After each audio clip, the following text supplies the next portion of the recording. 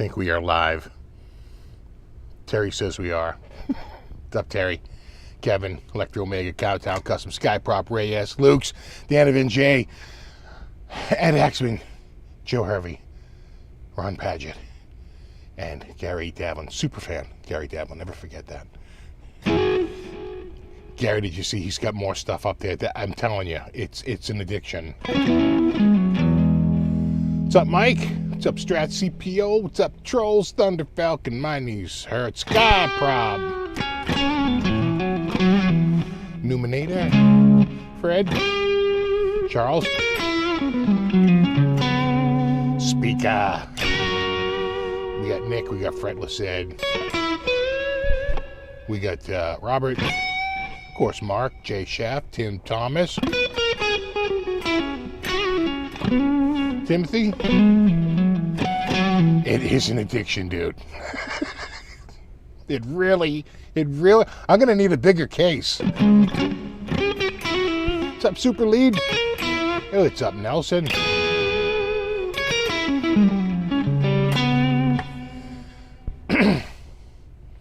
What's new? My daughter's graduating from high school this weekend, so I just spent the whole day, like, cleaning up the backyard, weed whacking and mowing and putting down mulch and, actually sanding the picnic table is so bad it's ready to be thrown out, but we just need one more day.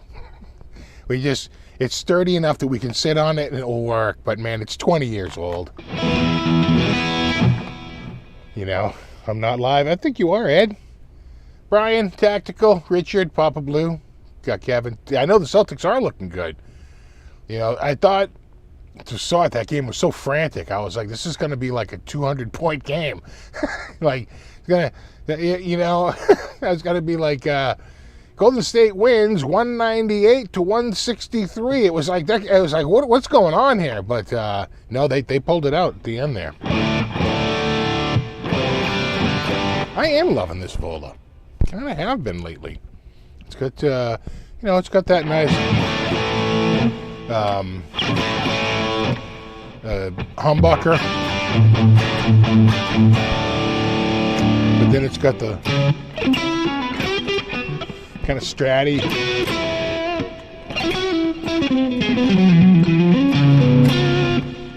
I know, here comes college and college expense, but you know, she actually got a bunch of scholarships.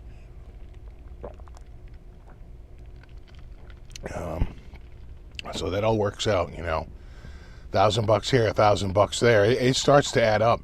So it's going to be good.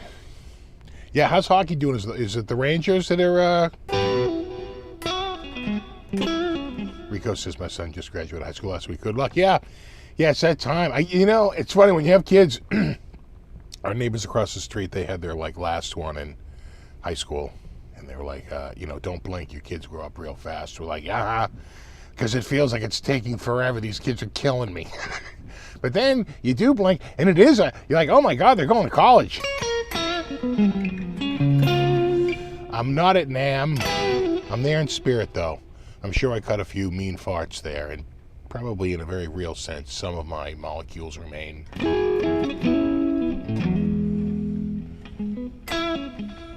What's up, Andrew? What's up, Pete? Exactly, more money for guitars. So it was good. So I think NAMM looks kind of bare this year. You know, there's not a lot of big players there, but I have some inside info. I have a few moles on the inside, and they're telling me that it actually feels busy, and it actually was busy with people. Because unlike Summer NAMM, where there was huge rifts of empty space and everybody was all spread out and it felt empty, you know, they just shut massive areas down and crammed everybody into a smaller space, so it's much more packed and feels much more busy and a lot of people there because they just got rid of, I think, the entire basement floor. So, you know, when you cut 20% of your floor space out right there, and I heard that in the last hall, the back is completely empty. And they just moved everybody sort of like up to the front. So when you first walk in, you're like, wow, nothing's changed. But then quick, you're like, oh, except it doesn't go all the way to the back. It goes about halfway, and then it's completely open. So I couldn't have gone this year anyway because it's my daughter graduating. God, and knowing me, I would have booked a friggin' ticket. And then found out like a month or 3 weeks before I'm going that you're graduating on the 5th because I'm in LA. I don't come back till the 6th, right?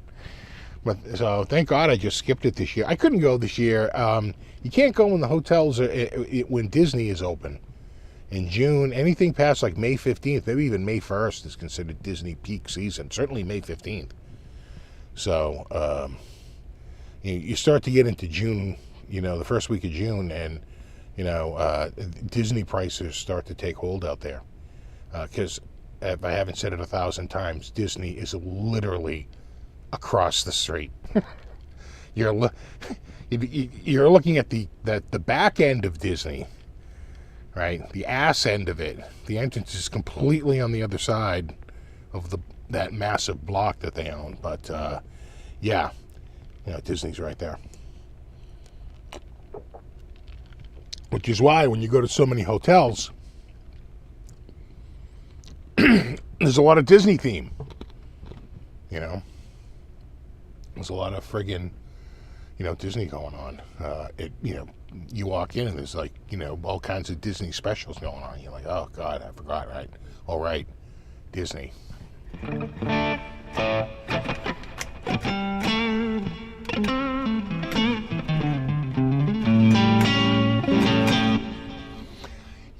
I think NAMM is an org, right? Just a straight up organization, just like any, just like I'm sure the Restaurant Owners of America or something like that, right? It's the National Association of Musical Merchants. It's basically a trade group.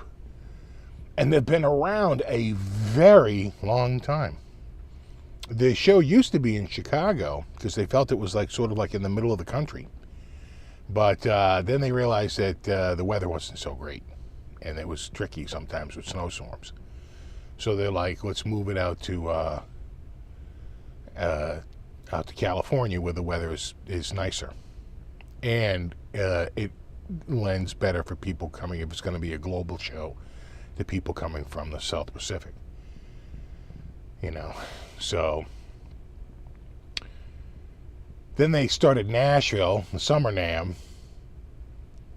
But that, who knows what's going to happen with that. Next year, I hear NAMM's going to be in April. And then the following year, they're finally back to January again.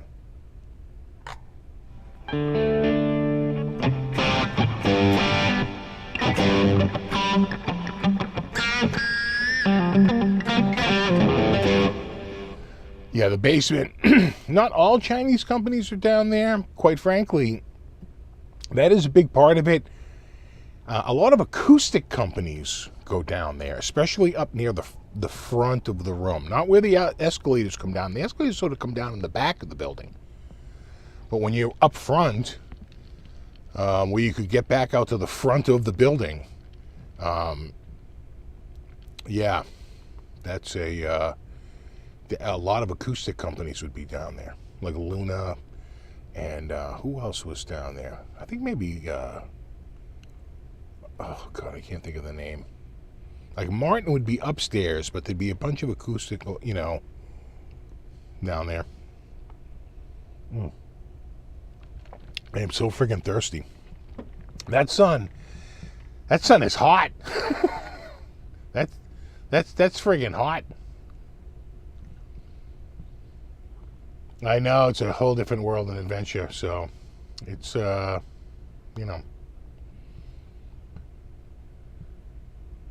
remember going to college. It was a long time ago.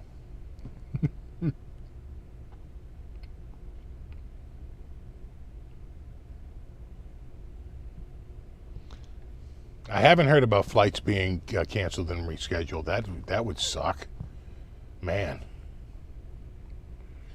You know what new guitar models are being presented? I haven't heard a ton of stuff. I went to. Does anybody know who's got anything new out there? I checked EVH gear. There was nothing new. I swear they don't.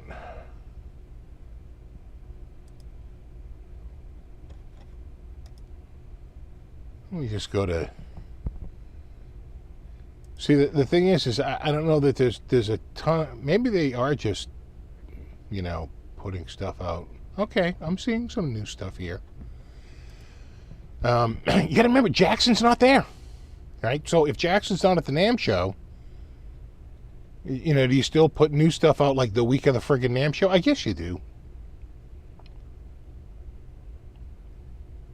Like the crackle, snap, crackle, pop. Wait, loading. Ah, yeah, there it is. It's neck through. Oh yeah. Oh yeah.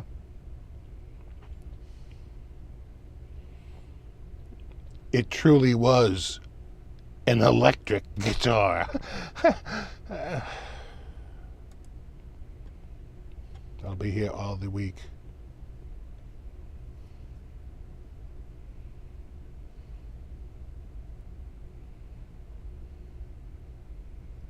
Yeah.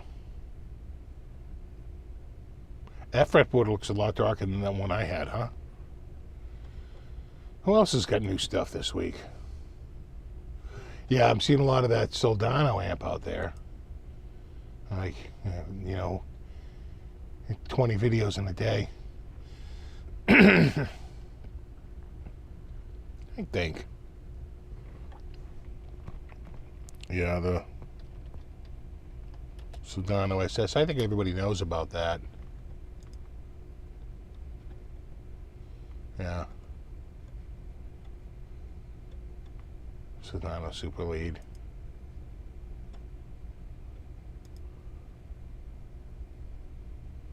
Uh-huh. Okay. Slow Mini. Come on. You can do it. Oh, yeah. Oh, look at that. It's adorable. A good price.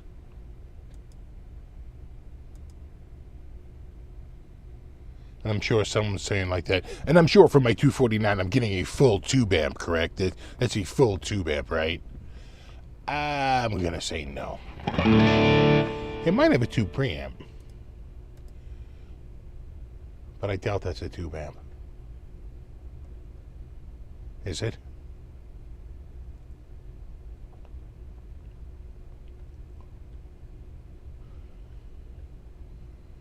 Video power section, lead overdrive, and inspired by.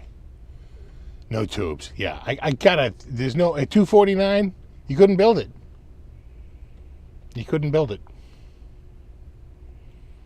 because at a 249 retail, they got to put that kit together for about $62.50. Right, and it's tough to do that with a tube amp. No matter how many tubes you're buying.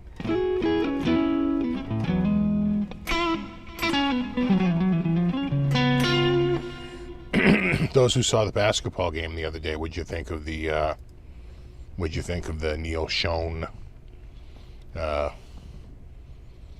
national anthem? I felt like a lot of people were giving him grief. They didn't think it was a good job.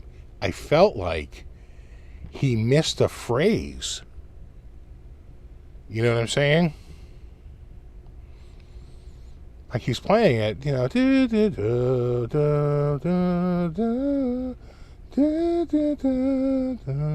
and he's like, but he didn't do that. He just went da da da. I was like, hey, dude, I think you missed a couple of notes there. All right, he did it a couple of times, and I'm like, am I not hearing this? So I thought it was a little weird.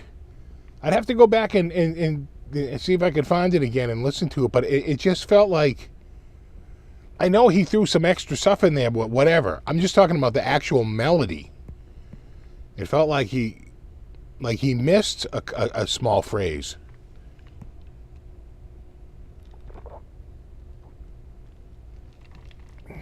Right? I don't mind you wheedly deedly needling, But you got to play the line. Right? That's on top of it, not in place of it. Right? You still got to play the melody. And I thought at one point, I'm like, it feels like he just jumped ahead like a beat or a half a beat, half a measure.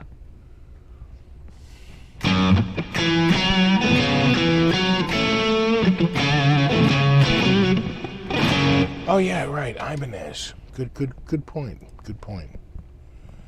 Ibanez is the Ibanez. In Spanish, they call it Ibanez.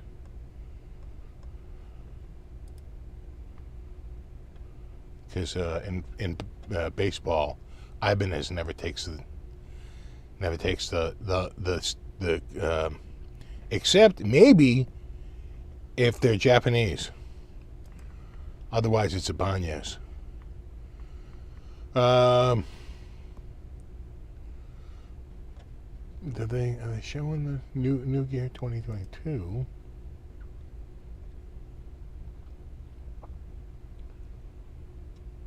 All right. I know Quail just got a new one. There's the new Quail. It's kind of like a telly. It's a it's sort of that I don't even really have one there. Artists. They should just have it at the front here. What are they doing? I probably have to go to friggin' Instagram to actually see the friggin'. Here you go. Right? No, I don't. They're not going to let me log in because I don't use Instagram on this computer. And you can't look at Instagram unless you're logged in. And I'm not going over to that other computer. So, anyway, you saw it for a brief moment there. They got some new crap. Go to their Instagram page. I don't have Facebook on this computer either. So if it's not on their website, you're dead to me. Is it this? Is that it? Let's just say it's that. Nice. I like that. That's nice. All right. What else they got? Bunch of stuff. This is all from months ago. We got nothing here. You got to go to there. You got to go to social media.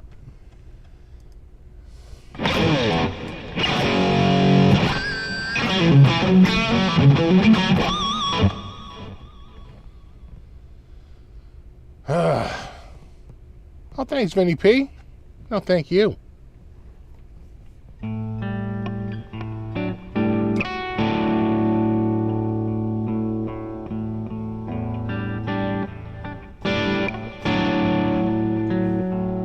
I know. Well, that sucked.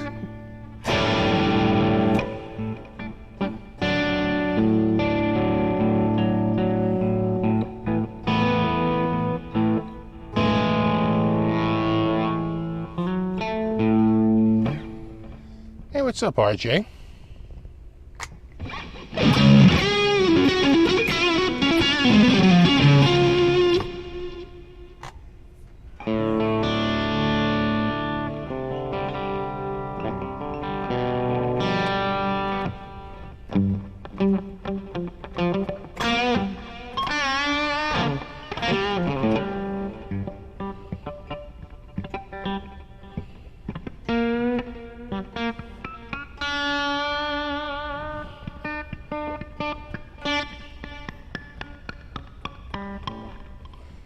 Pinch harmonics literally by pinching. And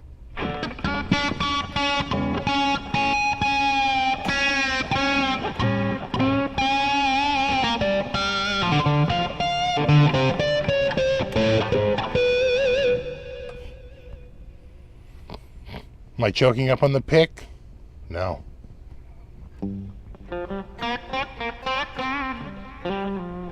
Yeah, I talked with Greg. He said it was that it was busy. They said good time had by all was the headline.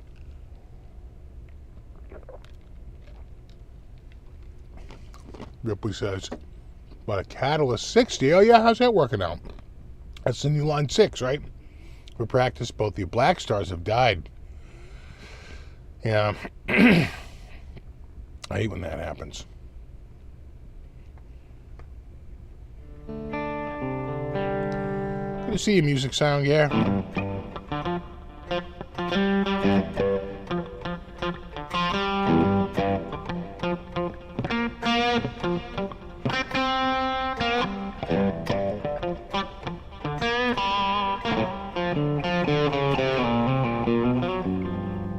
Doesn't do high gain well, but the others are fine, yeah.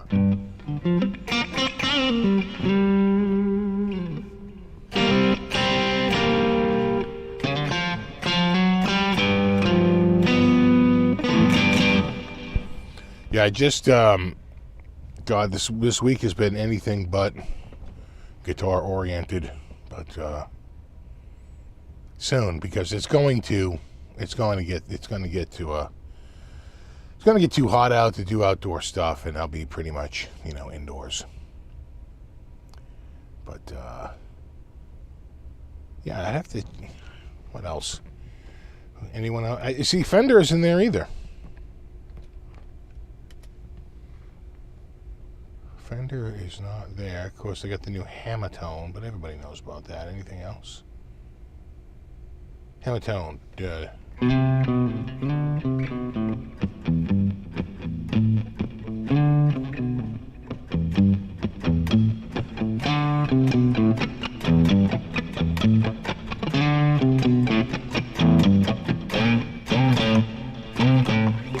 I feel it's like data.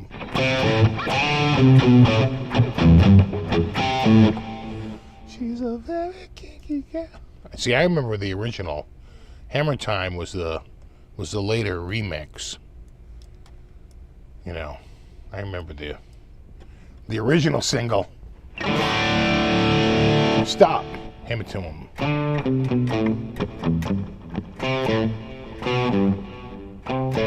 Something like that.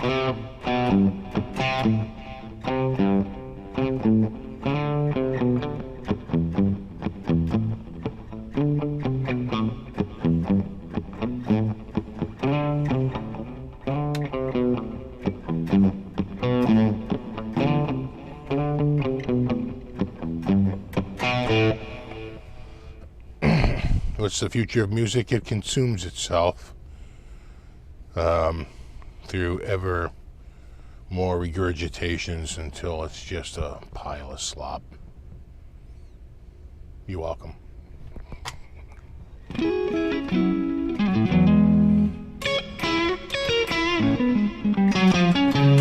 How's rehab going for pick addiction? Considering I have an order on the way, not good. Not good. Yeah. God, and he's got a whole bunch of new materials, and I'm just like, I collect them, trade them. You guys saw the pick display. I'm gonna need a bigger case. I'm already at like max.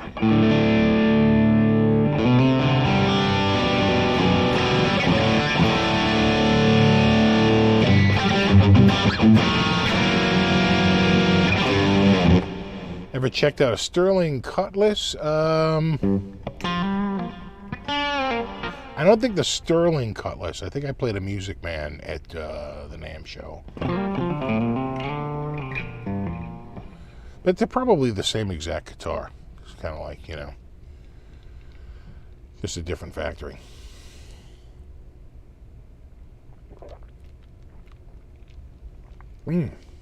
Ice cold water. Greetings, Craig. College tuition or pick addiction? I'm going picks. They'll last longer.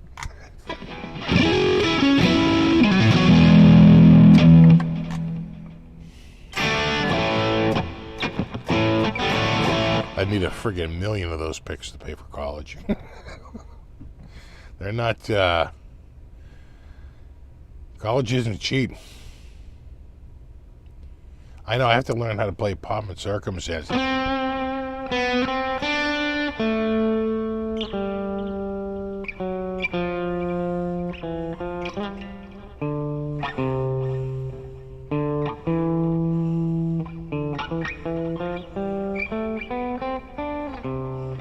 I'd have to think.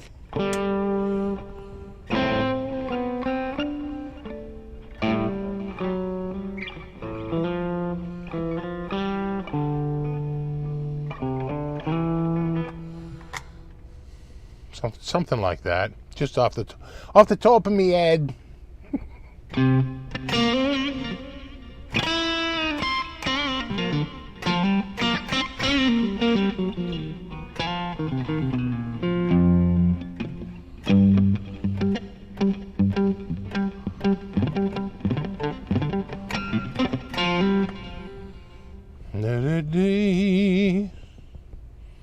Yeah, it doesn't look like there's a need by a lot of companies to put new stuff out like this week, like there normally would be for the NAMM show, which this is. You know, this is not Summer NAMM, even though it's in June. This is the NAMM show. So, I could do the Neil Schoen version. Yeah.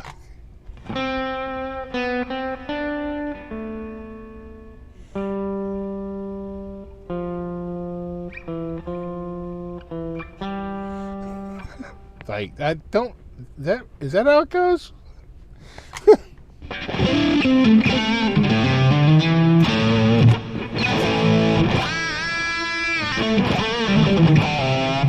I know promotion mainly is done through YouTube now.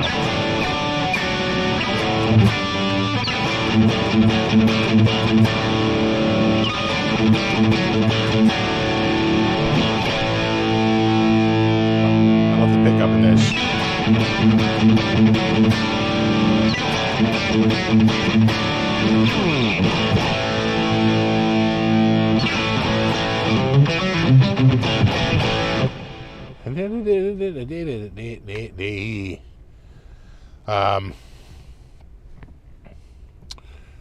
Yeah, this week has been very busy. Last week of school, everything getting prepped. Plus, it was the holiday last week, right? We just had the holiday.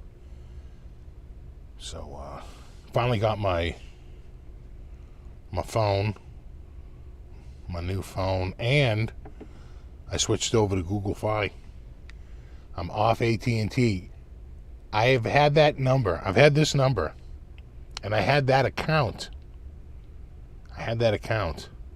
Not with AT&T. It started with a company called Cellular One.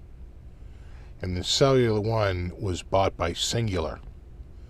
And then Singular was bought by AT&T.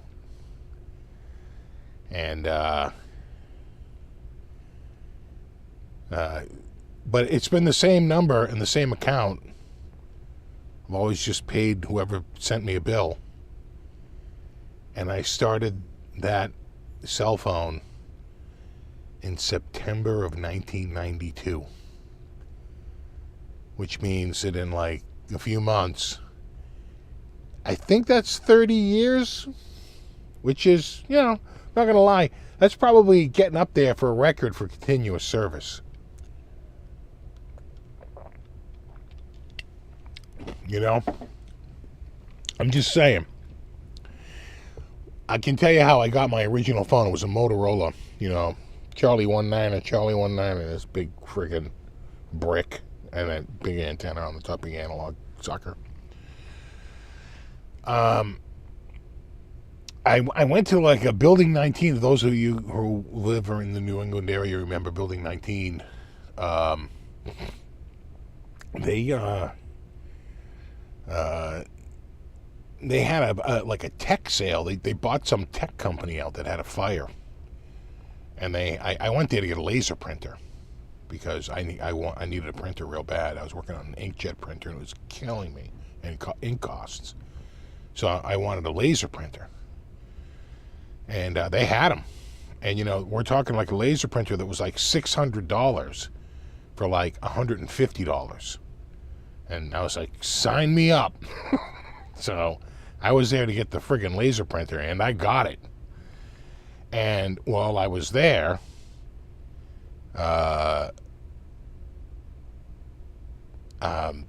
they had a table, and they had cell phones, and the cell phones were $18, which was like unheard of. And you didn't have to activate the phone, but there was a limit of 2 per person, so I bought 2. And then a friend of mine, he bought 2, and then he wound up just selling me one of them for the $18. And so I had 3 of them, and I like gave them out as Christmas gifts. They couldn't believe it. Like, yes, yeah, everyone's getting cell phones this year because no one. Again, this is like 1992. But I didn't activate it. I said, I'll keep it in the car for like emergencies. But they get you. You can't not activate it. Within 2 months, I had it activated. And back then, you could barely use it without paying like crazy money. But that quickly went away. And my bill went from like $49 to like $39 to like $29 to like $24.99. God, it kept going down. My last with AT&T, just for service, not for the phone, just for the service, was $96. With my latest Google, it's $20 plus the data. I'm on track right now to pay about $30. I'll take that any day of the week. And the data is really friggin' fast.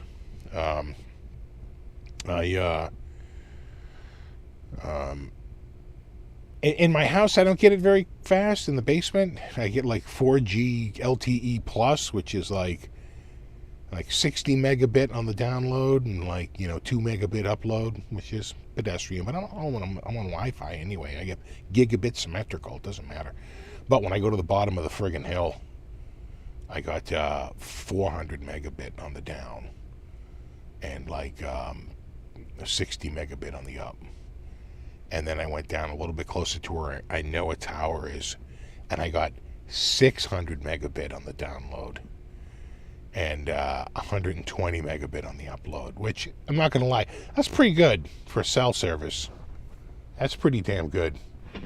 I think what it is that when you pay by a metered connection, they don't put network management on you as hard as when you're on an unlimited plan. You're on an unlimited plan, they sometimes hurt your stream for like video. They'll cut it down to like 480 because they just won't give you fast bandwidth as a way so not to use up too much bandwidth. So I never got higher than 150 megabit on AT&T, and I got 4 times that with Google Fi, which is basically T-Mobile. Realistically.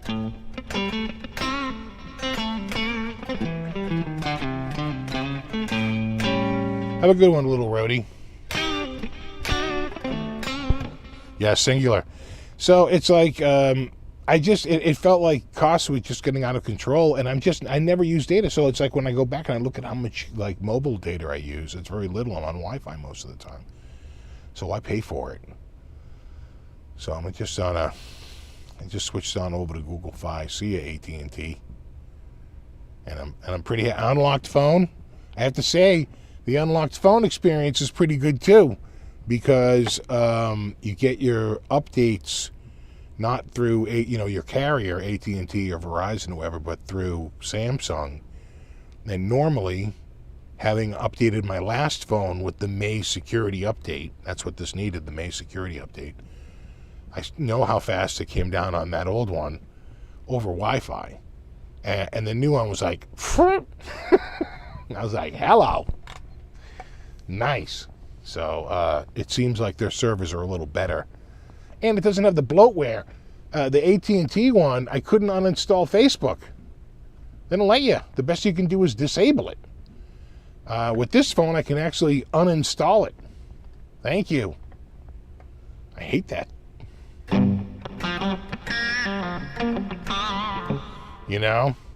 Yeah, iPhone. I tell you, Apple. I'll hand it to them. They do put a beat down on the carriers for all that stuff, because when the iPhone came out, all the carriers forced you to put their brand on it. When you got a phone that was a Nokia, it said Singular on it. It said the name of the, right? If you bought a Motorola, it said Verizon literally on the phone. Apple said, you're not putting your name on our phone. And they were like, okay.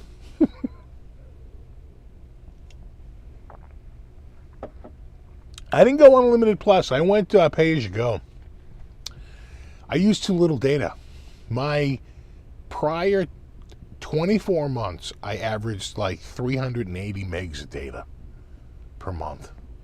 Somewhere between like 350 and 450, sometimes as low as like 220, because I just don't do that much data when I'm out.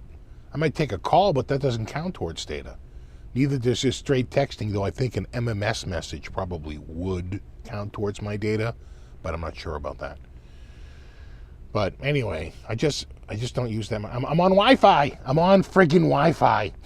We pay a lot, and I do a lot of work around here to get a friggin' Wi-Fi signal friggin' everywhere.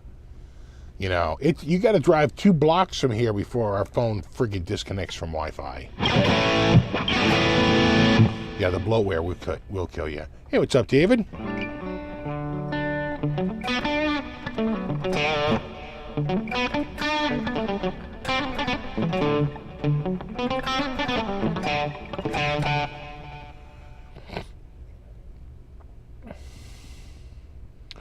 Yeah, Facebook did it with carriers, but Google Fi isn't part of that.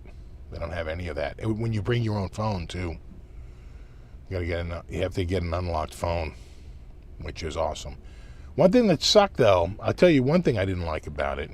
One negative part of my Google Fi experience is that, it is a part of the sign-up process. They're like, what phone do you have? I'm like, I have the brand new Samsung S22 Galaxy S22 Ultra. And they're like, great. And they're like, is it unlocked? I'm like, it is unlocked. They're like, great. It's like designed for Fi. It'll have automatic network switching. It'll automatic Wi-Fi switching. And it's like perfect. It is a designed for Fi phone. And the best, in the best category of phones for Fi. Other than like works with Fi, but some features may not be available. It's not. It's like all the best. And one of those features was eSIM. SIMless eSIM activation. I was like, sweet. So I get it, and I can't friggin' activate it with the eSIM. And so I call the friggin' help number, and the guy's like, I just have to validate your phone works. I'm like, the phone literally came out 3 months ago, and you say in your site that I can activate it with an eSIM. He's like, hold on. Puts me on hold. He comes back. He goes, yeah, technically the phone can do it, and it will be available in the future, but right now we don't have the software on our side to complete the transaction, so you got to go get a physical SIM card. I'm like, really? So he put in an order to send me the SIM card, but I got an email saying it would be here in 7 days, and I was like, no. I just got in the car, drove over to Best Buy, which isn't that far, about 15-minute drive. Went to Best Buy and just bought it. In fact, it's right here. The old Google Fi. Right there. Yeah. So, you get and it's $10 for the card, but they freaking credited me the $10, so. To sum up, that was my Tuesday. Are you keeping score? What an exciting show. What a show.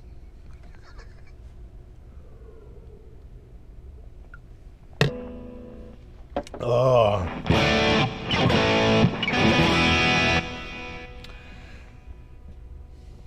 The phone's been freaking awesome though. What a difference. Just in 18 months, I can see it in the freaking screen. It's really, and you definitely notice it in the speed too.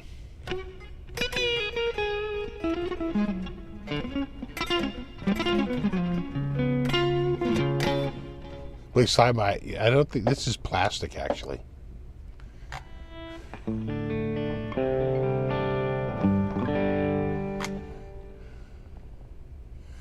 It'll be Emma Google book. They'll all merge into one sentient being.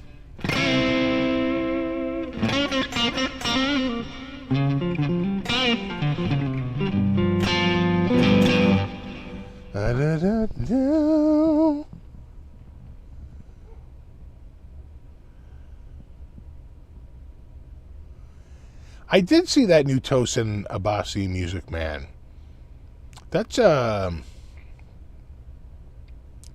very futuristic, very sort of modern. Again, is it possible that they could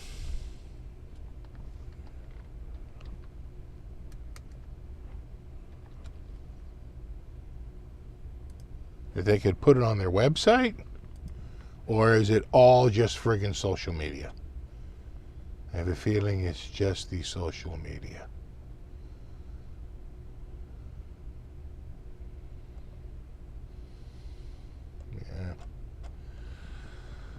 Yeah. All right. Oh, no, they got one. They got one up there. You know what? Doing it right. Look at that. They have all their new stuff right there, right on an easy to look at single page. Nice. Oh, yeah. Available in 2023. Nice. The important thing is they're thinking about getting it going. Now, that's a 6-string. Going to start out with a 9-string. We're going to work our way back. Multi-scale.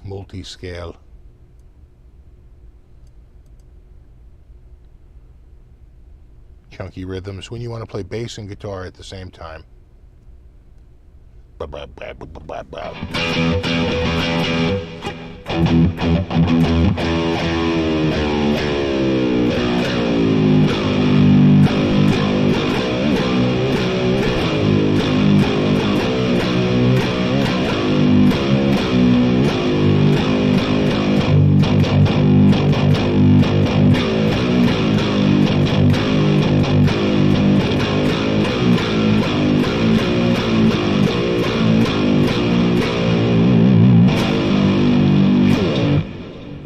That's what the kids like these days.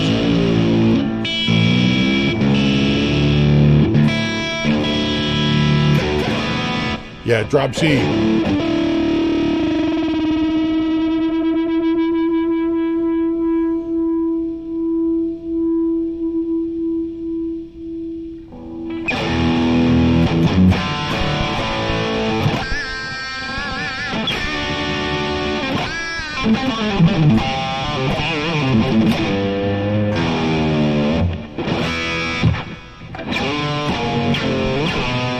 Exactly.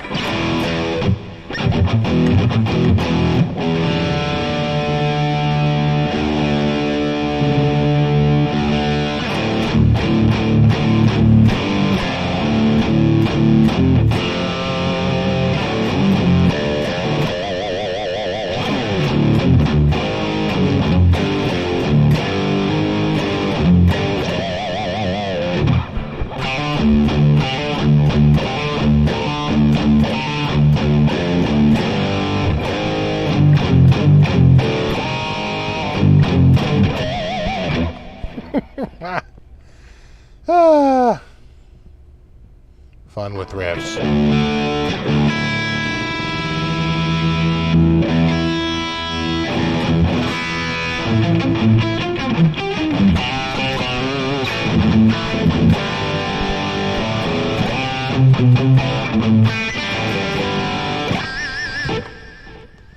Okalani blue, wisteria blossom, sanguine red, and emerald sky.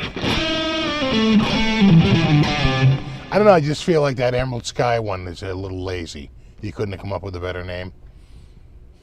I mean, Okalani blue, wisteria blossom, I mean, Christ. You were batting 1,000 until you got to this last one. Then it got, Okalani blue, wisteria blossom, sanguine red, and green.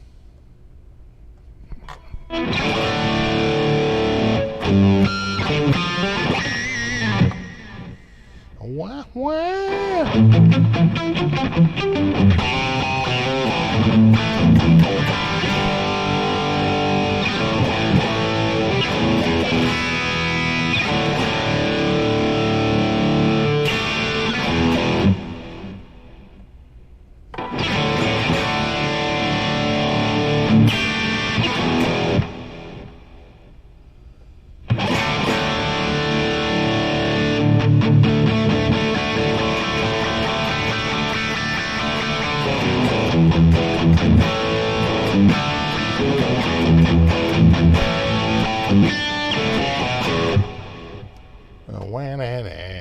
And of course, see, when I remember Music Man, they're really not really much a guitar company, more of a bass company. Those are cool.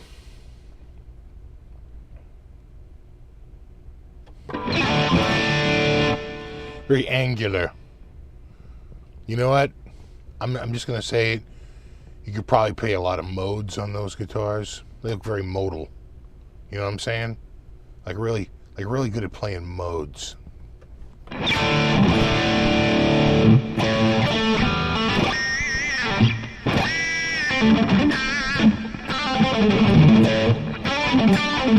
What's up, Indy?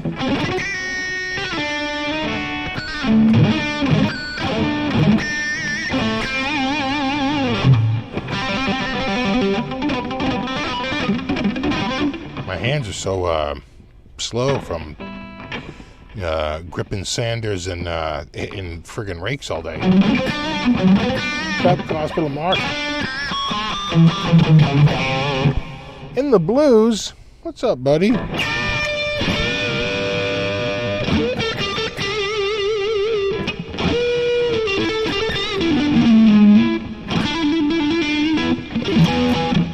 Too futuristic. I need 20 years in the future, not 50. Jesus. That's tasty.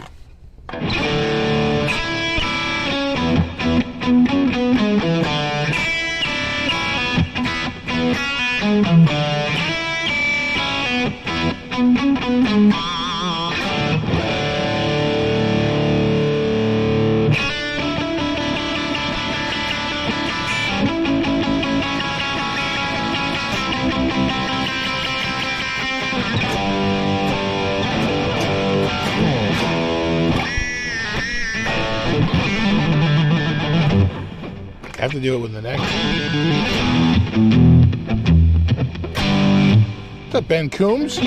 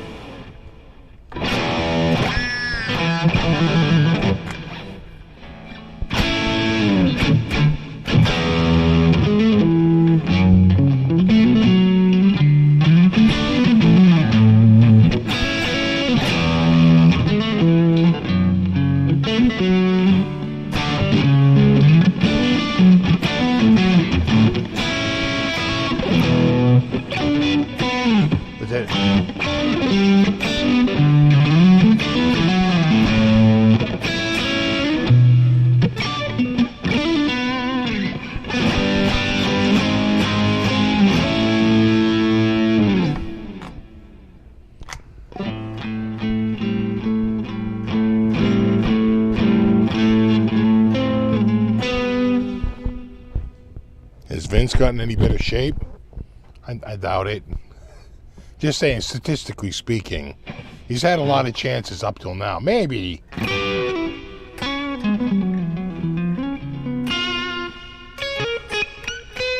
what's up, Landon?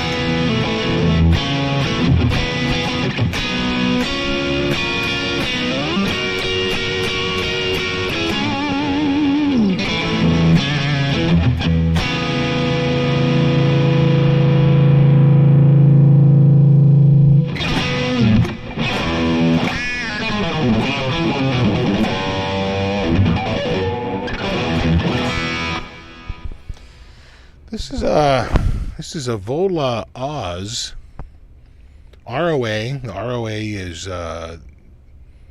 for the roasted maple neck. I forget. It might be RZ too for reverse headstock. I forget now, like all their little designations.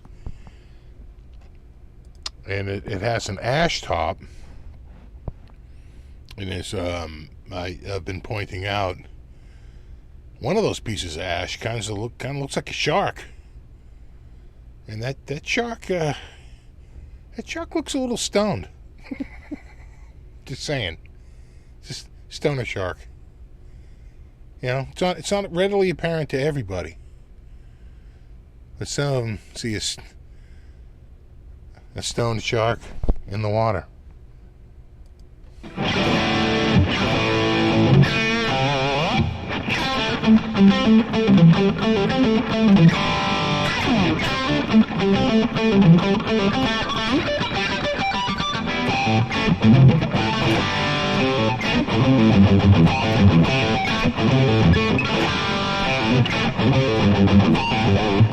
Now, Heavy, this is a lot lighter. They did weight relief in this series. So the prior year, they did no weight relief, and it weighed 1 kilogram more. And I want to say that guitar was in like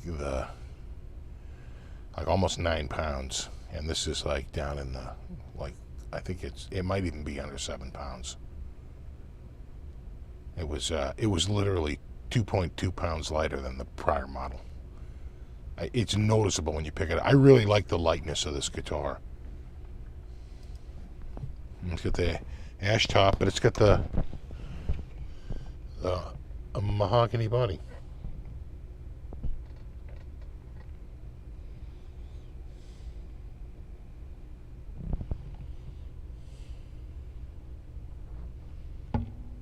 Do do do do do do do do.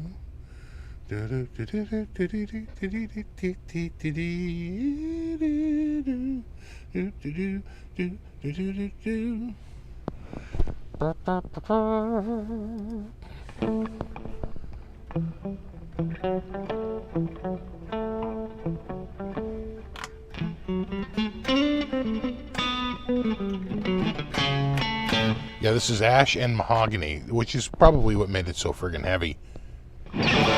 Exactly, the sharks. It's a reefer shark. Not a reef shark, it's a reefer shark. Hey, bro. And you're like, oh, that's cool. Maybe I'll make a shirt that says Stoner Shark. Then you realize there's a dude. He has a whole line of crap around Stoner Shark. He's just cartoonist. He's got all these. That's just one of his many characters. He's selling NFTs. He's selling everything. And I was like, huh, wow, okay, wow. It's a very hip surfing shark with a giant blunt. I believe his shark has tats.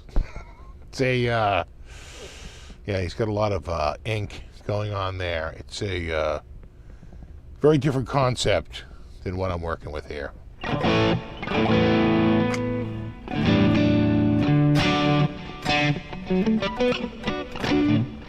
What price are these? It's hard to say because they don't.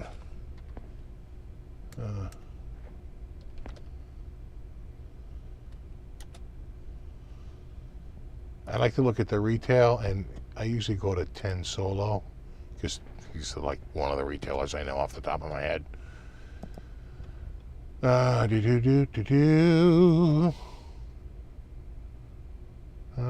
know if he's going to have one exactly like this one, though. That's a great price on that, though. Friggin' $14.99 for one of those. That's got a big neck on it, though. You better like big necks if you want that. That one's got a chunka. Yeah, I don't think he's got one. This might be the closest one. This is $15.69. Right? Single, double. It's got a roasted neck. It's got a trem, 2 knobs. Very similar. You know, maybe it's a touch more because it's got the ash top. I don't know. I don't know. But I'm feeling they're around there. Something like that. Sounds like an NFT, yeah. You can't unsee the shark, can you? No one can.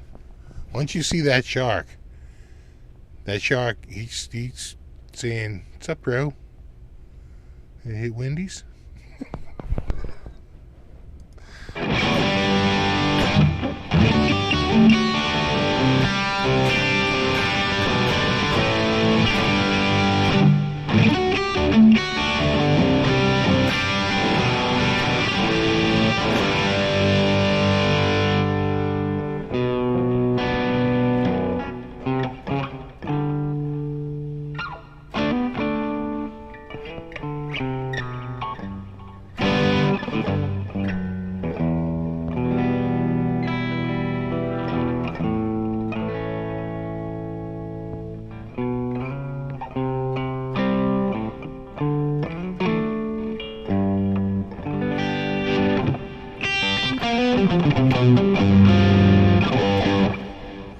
Stopped by Guitar Center in New Hampshire, and they had some crazy sales on Jackson, Charville's, and Ernie Ball Music Man's. 1,000 off one Music Man. That's pretty awesome. Yeah, sometimes I find that when I go into Guitar Center, the used guitars that never make it to the web, the ones that sort of just stay on the shelf, those are always much better than the deals on the ones on the... Not always, but a lot of times they are. You're like, wow, oh my God, you have one of these. And the thing is that when it finally goes live, it's just sold so quickly you never really get to see it. So going around and actually walking in and seeing what's on the shelf, well, it's on the, what's that called? The police hold, the pawn shop hold, right? So whenever they take something in, they've got to hold it. I think it's at least 30 days. It might be 60 days. I'm not sure if it's a town by town or if it's a statewide thing, but basically when you sell a guitar at a Guitar Center or trade it in, they put it on the wall with a price on it, but you can't walk out the door with it for like 30 days after they take it in, or 60 days, something like that. So, but those are where the bargains are. Some of them never make it online. And only when it gets to sit there on the shelf for that long and no one buys it, does it make it online. So there's a lot of guitars that are bought and never even get listed online because they're bought and the guy just goes back and picks it up on pickup day, which is the last day of the hold.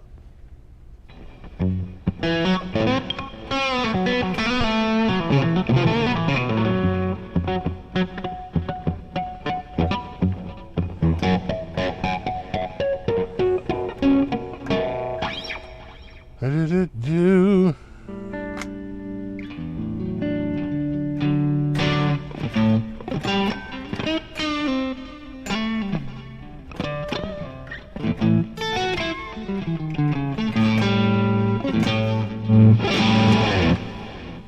You think amp choice is the key to great tone? Absolutely. I think, and there have been debates about this, but I think a really good amp can make a kind of crappy guitar sound pretty good. And I think a really crappy amp can make even the best guitar kind of sound crappy. Right? Because that's the last thing, right? It's like, really, most of your tone, and I can't stress this enough, people are always like, I'll never know what that guitar sounds like, as you go through digital, and it's like, yeah, you're doing the same thing. If amps didn't color your sound, all amps would sound the same. Never forget that. The Fender sound, the Vox sound, the Marshall sound, those are all those individual brands, their way that they color the sound of your guitar, period. The only way to get an uncolored sound of your guitar is to plug it into one of these preamps where the whole thing is, we have transparent, colorless preamps, right? And then you go through the software, but the actual preamp So turning the software, you want to hear what your guitar really sounds like, you just turn the amp software off. That's something you can never get playing through an amp, ever. You'll never know what your guitar sounds like. It'll depend on which amp you play it through.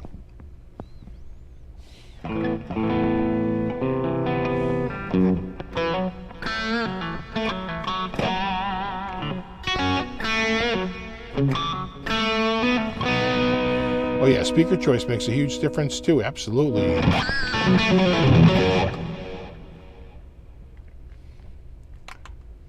This tremolo, this is, I think, Wilkinson. Those who know Wilkinson. Oh, no, you know what? I think it's Godo. It's Godo. Right, because this is MIJ. There's no way they're using Wilkinson. They're using Godo. It's a freaking Godo, bro. And they're Godo tuners. They're, locking tuners. And if you notice, it's pretty straight. So it does.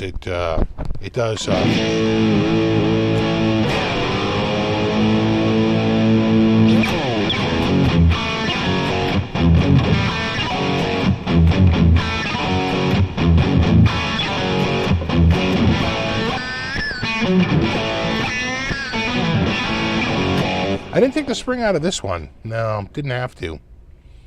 This one was, work fine.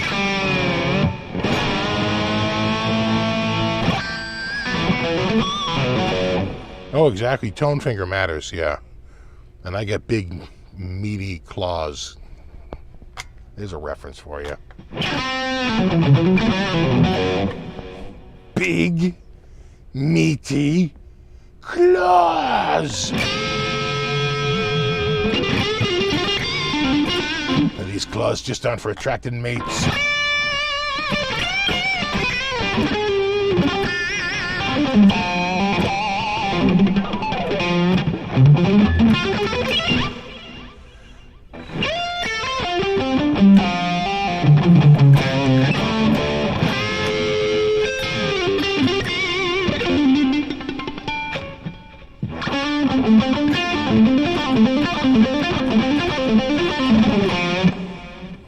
Jared says Solar is proof that every guitar and amp can sound the same with enough knob tweaking. And that's the other thing is, most people, when they get an amp, they dial the sound that they like anyway, which is the sound that they dialed on their last amp, yeah, right? Like, that amp sounds exactly like your last amp. Yeah, because that's the way I like the sound. Right?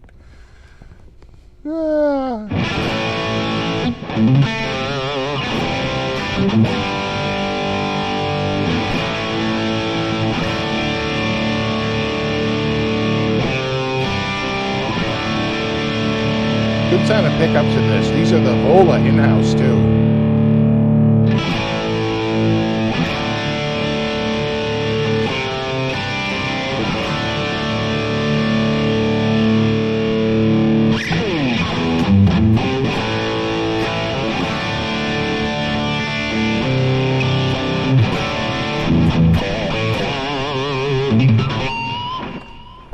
I listened to 62, tried multiple times. I left, learned electric guitar. Dude, it's not easy. Let's just start out with the premise that learning electric guitar is not easy, all right? You learn pretty quickly when you're a kid. Mom and dad can throw a baseball around, just like the baseball players on TV, but they can't play guitar like the guitar players on TV, right? So it's not, right? The problem is they have short fingers. What would be the best place to start? Well, you got to get a neck that really works with your hands. So if you have, small hands, I can tell you that there's a few brands out there with pretty small necks. Ibanez famously has small necks. Schecter has very small necks. If you're more of a if you're more of like a blues guy, you don't want to do like that sort of metal look. If you're an older dude, you'd rather have like more of a blues thing. The Squier Classic Vibes actually had pretty small necks too, very, very small and very comfortable necks. In fact, I just recently played my, I feel like this thing is making all kinds of noise. I just recently played my Squier Classic Vibe like Telly, And I was like, oh my God, this has a small neck. I forgot how small this neck is. That'll go a long way to help you with the small hands, right? Big help in getting you to be able to, work with it. I know what you're saying when it's too big. I don't even have small hands, but I don't like the bigger necks. Doesn't work for me like the small ones do. So Schecter has big necks, but not that Sun Valley Super Shredder. I tell you, I had that Sun Valley Super Shredder here, and that neck was friggin' tiny. And there was one up from that too. I want to say it was like the Reaper. I played one of those at Guitar Center. That had a tiny neck too. Now they probably do have some chugga metal stuff that probably does have big necks, because those guys really do want that big neck stuff. But yeah, you got to try out a few guitars and see if you can find one that sort of works with you. That's half the battle. And then when you get that, when you're like, you know what, okay, this one hurts the least, right? That's the standard you're going for. Then you can start, trying to, get some chords down. Start with chords and a few little single note stuff, and the next thing you know, you'll be, rocking out.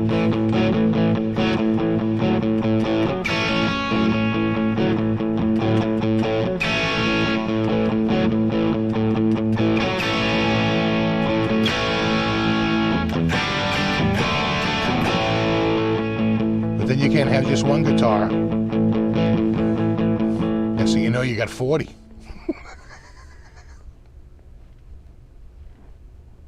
You're tripping over them. The fire department, sadly, was unable to reach him as he was blocked by a wall of guitars.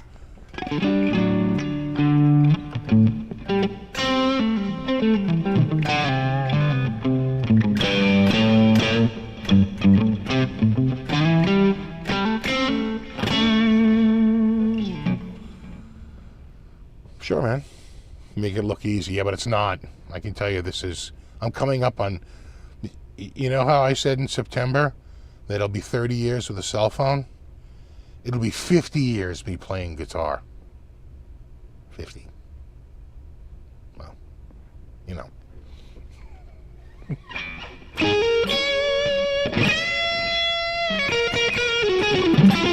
Exactly 40 guitars.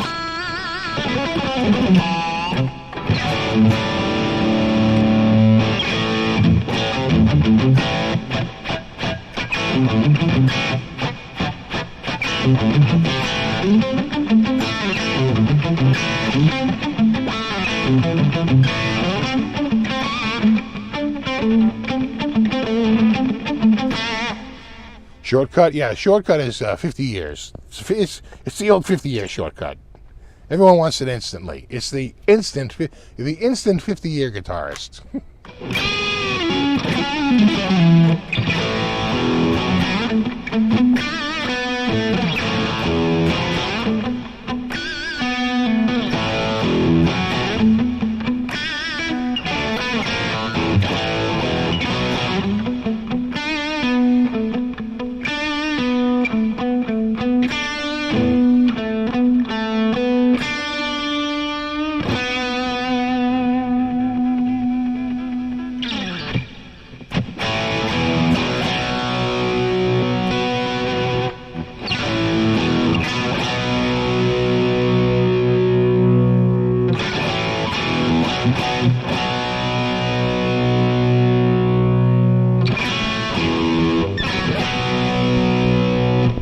Seen a car out front, so you know who this is. What the hell do you want?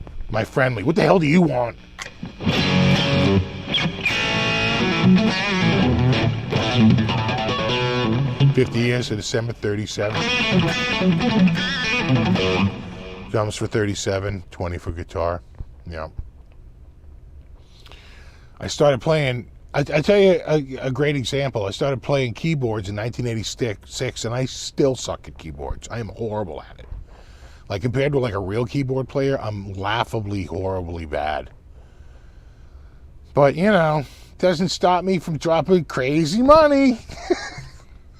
And at the end of the day, isn't that what it's all about?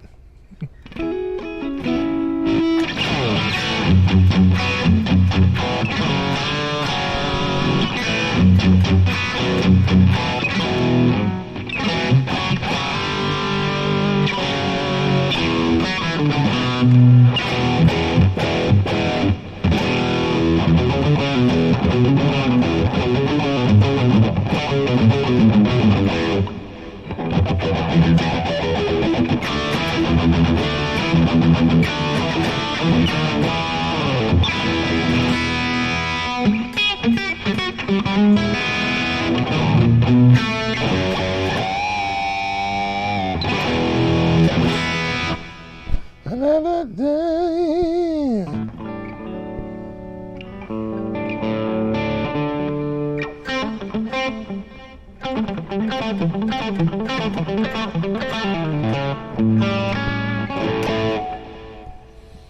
"48 years for Thunder Falcon." Michelle offer single on a. Do they don't offer a single double? That's like that's what I like. That's kind of my. I mean, I like two humbuckers. I do like the single double. Sometimes I like double. Sometimes three singles. You know, I'm very partial to those. I'm very partial to single double, three singles, two humbuckers. Sometimes a humbucker, single humbucker. Those are the ones I like.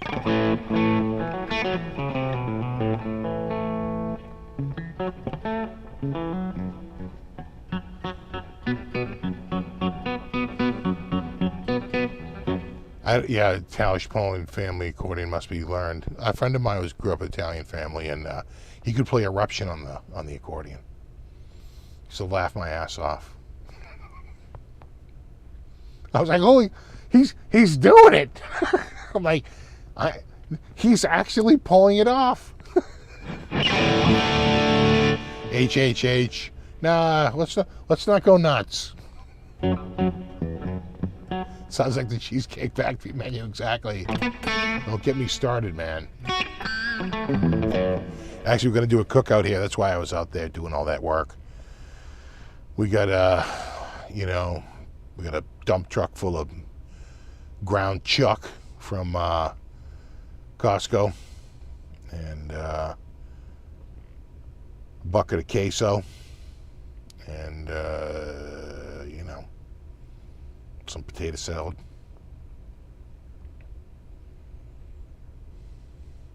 Some chips, some dip. Chips and dip. Where do you put the accordion? Where do you put the cigarette on the accordion? Right in one of his hands.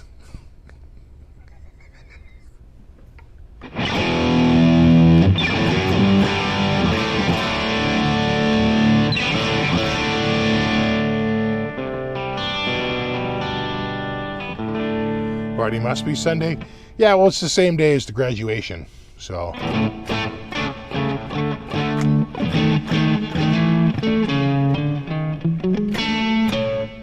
So, we want to do it the same day. And it's going to be a very low humidity and beautiful sunny day, so there's that.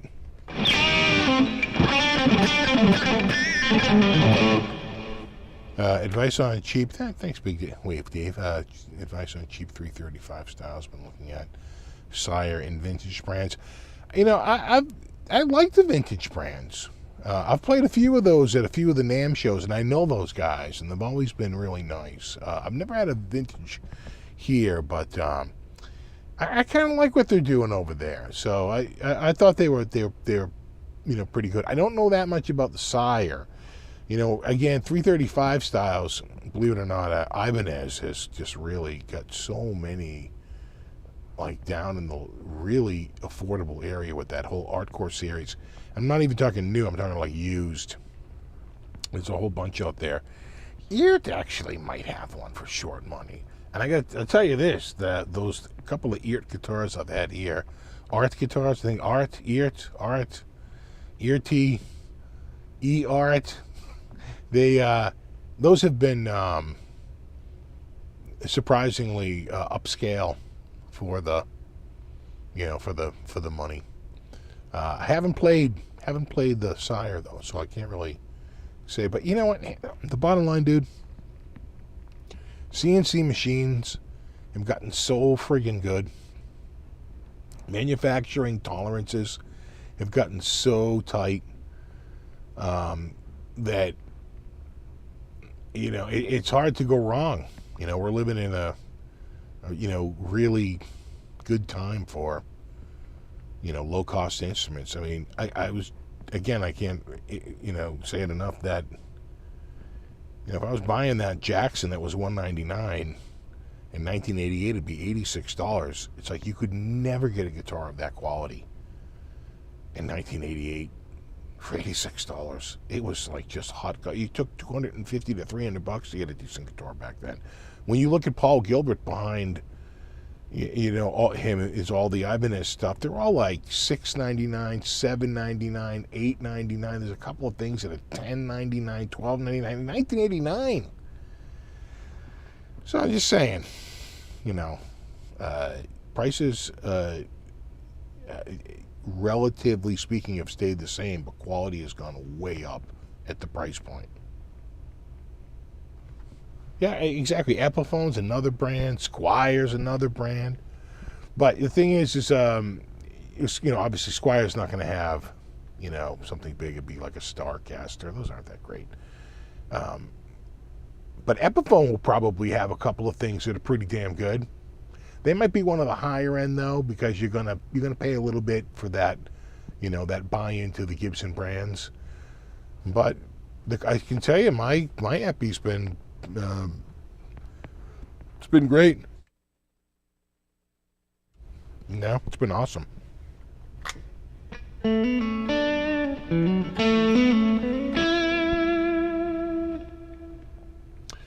The Larry Carlton Sire is $659. Well, that's in the same area as the. That's in the same area. I think you could get an Ibanez for like half that on the used market, but that's in the same area as Epiphone.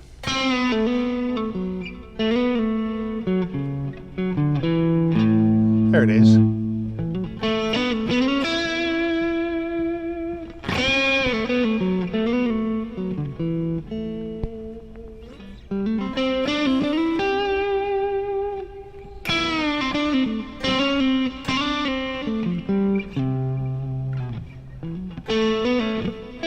What's up, Bryman?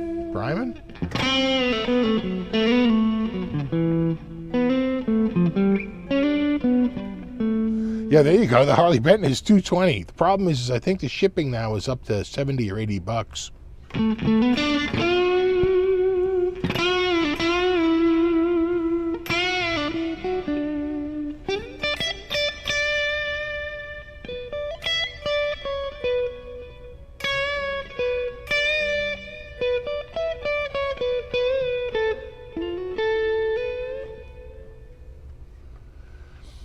Humanity, you have an Epi Ace, really? Yeah.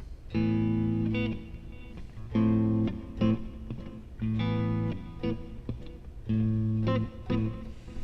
think CNC is her upper scale and handmade sales? No, there's always a market for handmade sales.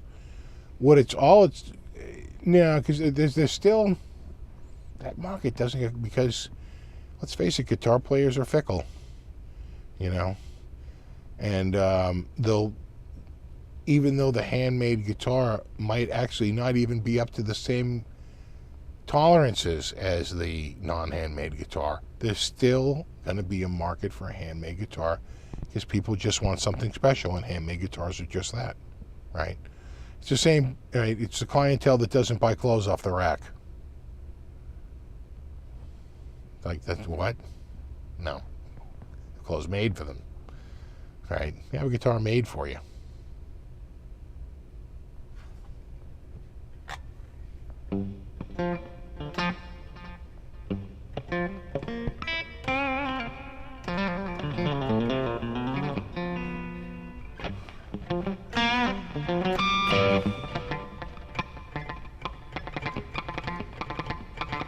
$8.99 for a custom light, $89 and SG special with the Kaler.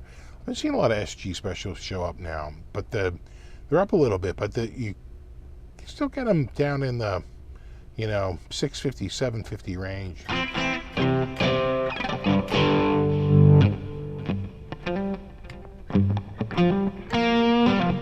Exactly, everybody gets a signature guitar now.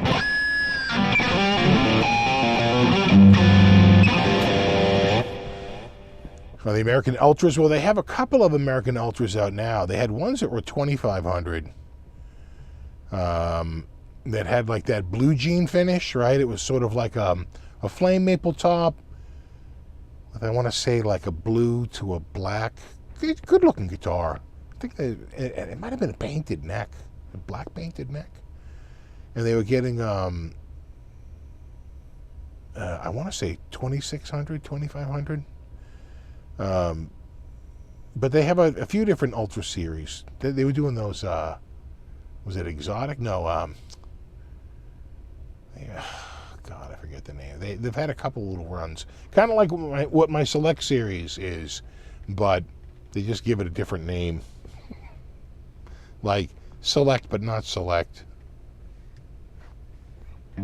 The one you tried was all black with a painted neck. Yeah, I could have sworn that they were doing that, yeah.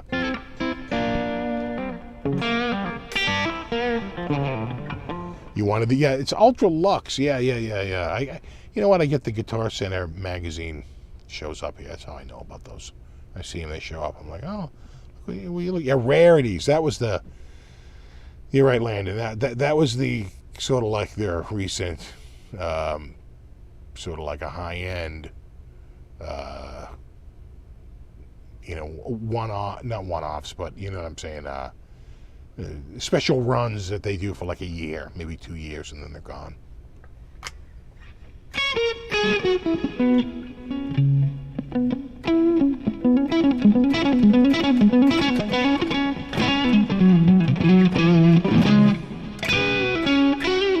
What would an SFB signature be? You think it's Strat? Well, certainly Strat shaped. Could be a Super Strat. You know. If it was going to be a Strat, I don't know that I could do three single coils. I think I would have to do like this, like a humbucker and 2 single coils. You know, kind of like with one of my guitars have that. My the Kramer SM1 is like that. The Select Strats like that. I have a few guitars that are like that.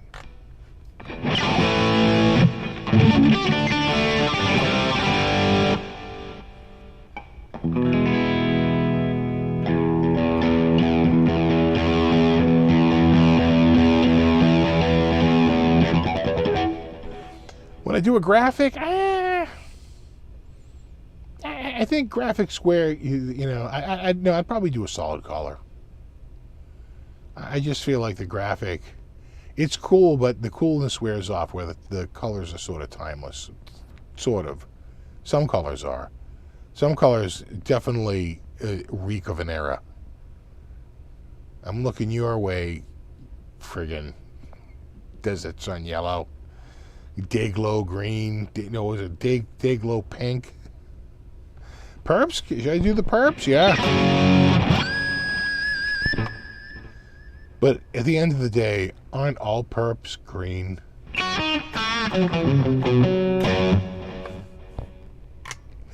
It's not easy being green. Which pickups? I don't know. I like Duncan. I like DiMarzio. I like EMG. I'm fairly open. I don't need anything crazy.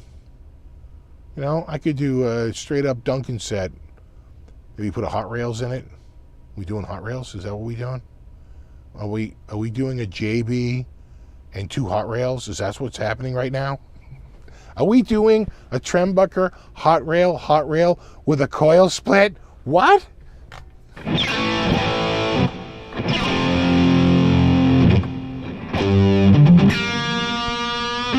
Yeah, Blackouts for metal.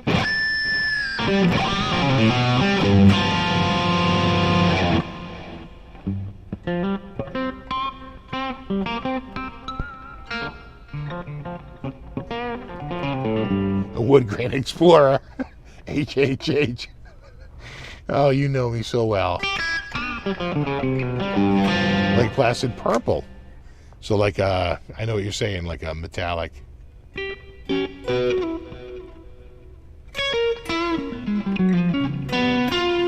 just need manufacturer support and we're good, yeah.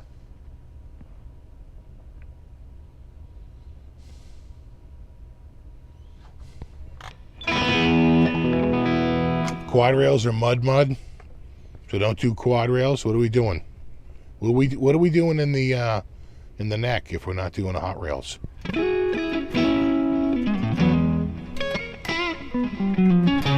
Remember, we would have the ability to coil cut. Oh no, a trim. We got to do a trim, bro. Not just a trim. We're probably doing a Floyd Rose, right? I just want to torture people.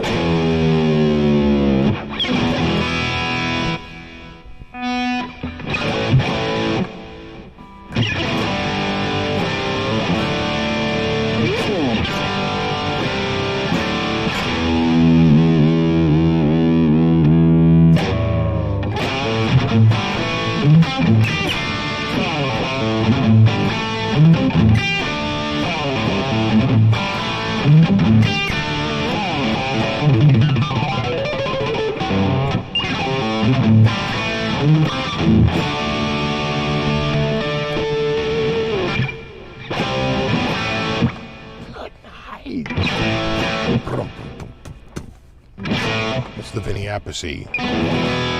Thank you. He always had those kicks, extra kicks.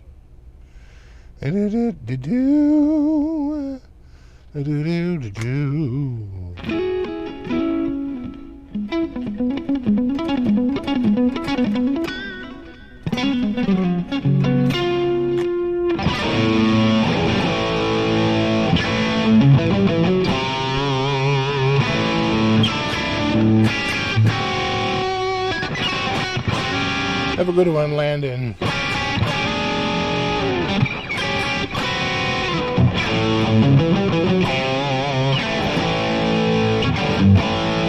But a Duncan and a Marzio. The problem is it's hard to get manufacturers to do that. They're usually one camp or another.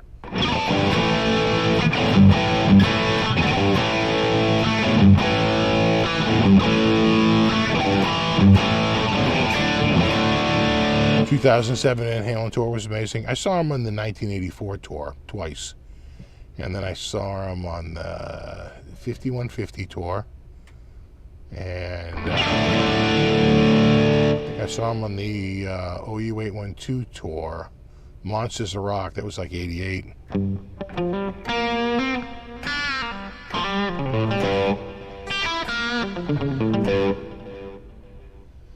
I've seen him a few. I don't think I saw. I think the last time I saw him was either 88 or 89. I think I'm doing nickel frets. I mean, I like stainless steel frets, but it adds a lot of cost, and I wouldn't want to get too. You start like throwing stuff like stainless steel frets out there, you really drive the cost up. And I want it to be affordable.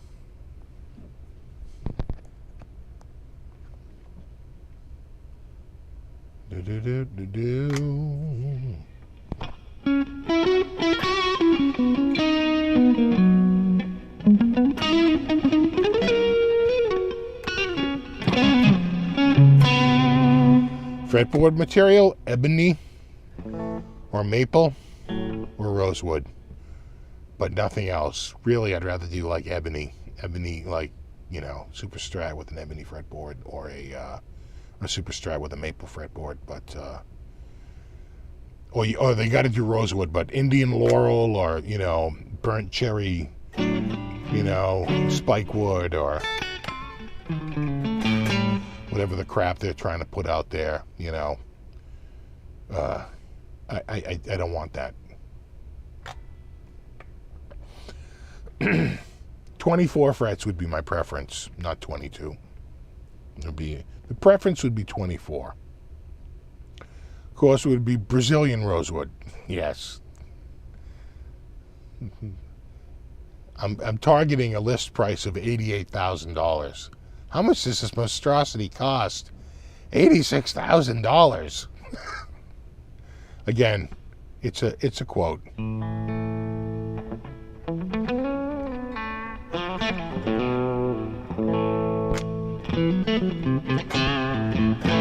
No, we don't have a buddy. We have Cutie down here. She probably can't get upstairs because I have the door closed and she's freaking out, but I am. She'll be fine.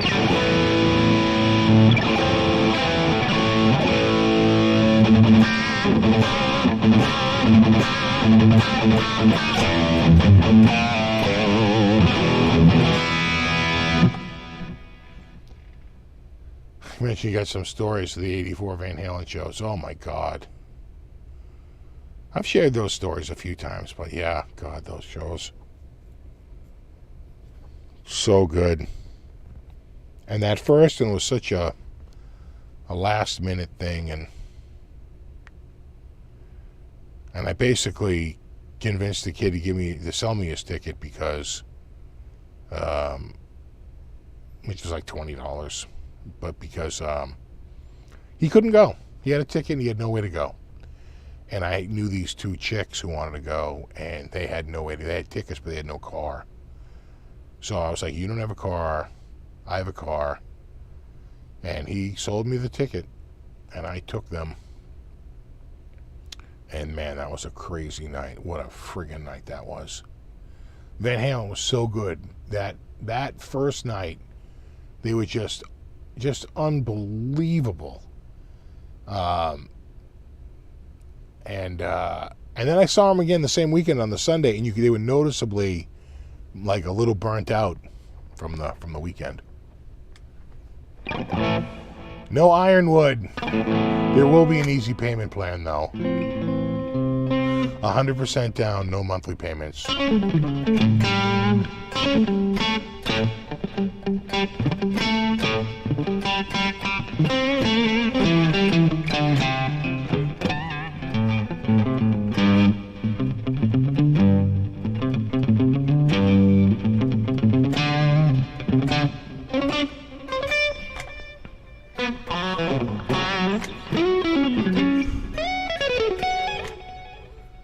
Do those in like octave. I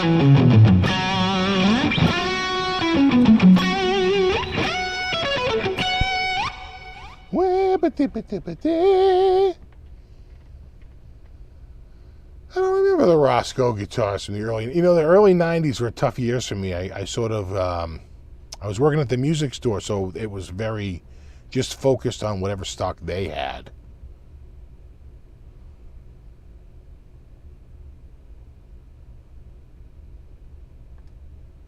I'm in very deep thought. Let me think.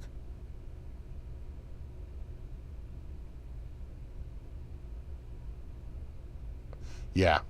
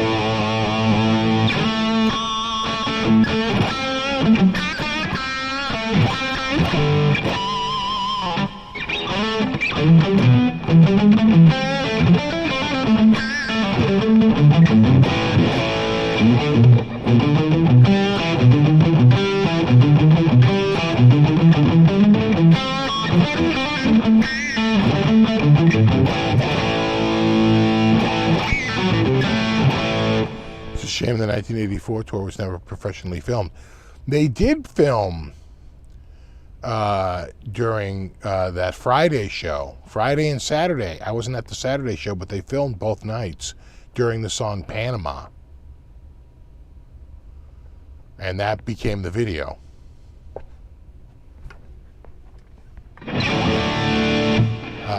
The live footage from the video. I don't know if they filmed in other places, but I saw them Sunday in Providence, and they didn't film. And a friend of mine went to the Saturday show, and he said, yeah, they filmed Saturday night too. And they told us Friday that they were filming.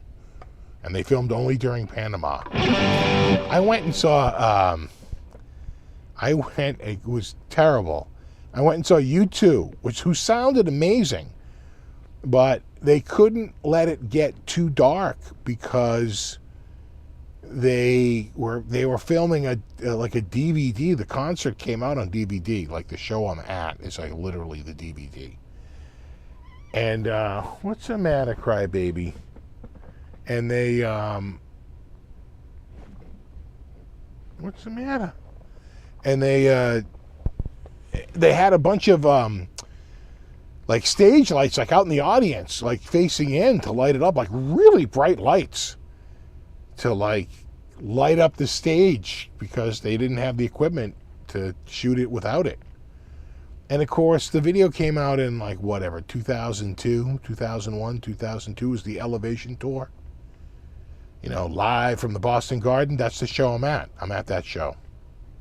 Which sounded great, but those lights were up the whole night, which is annoying, those bright lights. It's like, you know, and the video is almost impossible to watch, but it came from the, you know, the crack style editing of those early years where, you know, the director is basically like, I'm not going to allow footage to go longer than like literally 2 or 3 seconds. The cuts in that friggin' DVD are so fast.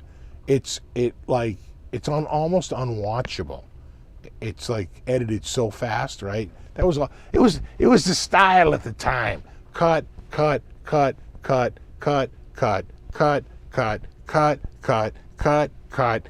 And after a while, you're like, oh my God, could you just stay on a single friggin' shot for 10 seconds? And they can't. They can't. They finally get to a slow song and they slow it down to like 8 to 10 second cuts. But it is a hard watch.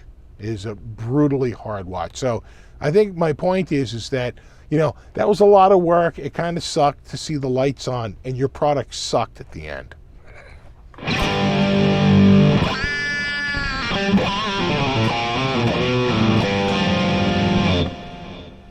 You know, I don't know that NAMM's going to go away. People were saying that it's been busy there. I don't know that you really need NAMM, though, now that you have YouTube and, you know, all these ways to promote. And, you know, they can do their own launches. And a lot of places like Mesa Boogie had not been at NAMM for years because they didn't see much value in NAMM. So it's weird. And yet you have guys like Kiesel there, where Kiesel doesn't have any dealers. The whole thing about NAMM was to work with the dealers and set dealers up with new orders for the year. But, you know, that whole trade show mentality, it's sort of a, you know, that's probably expired, you know, 15 years ago. I never did see Cinderella. I saw Cinderella. I saw Keel. I saw Y&T.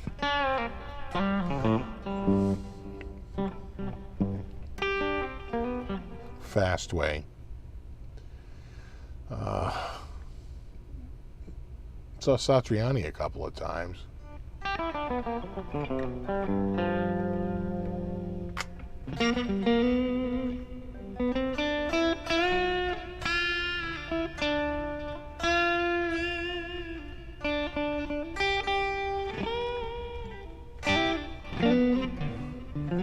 And I'm pretty sure I saw, I definitely saw, whatchamacallit,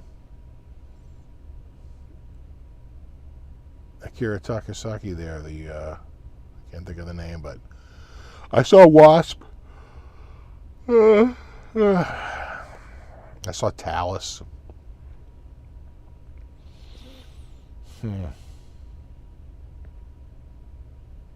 I saw Deep Purple when they did that first reunion. Yeah, Loudness. I saw Loudness.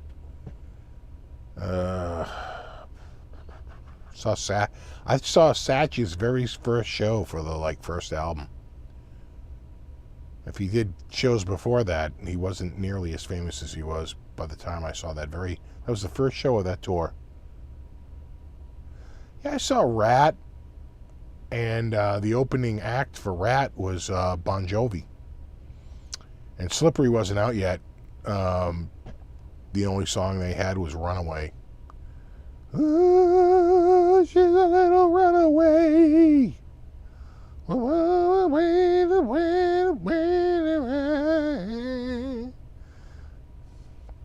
Yeah, that was 85. 85.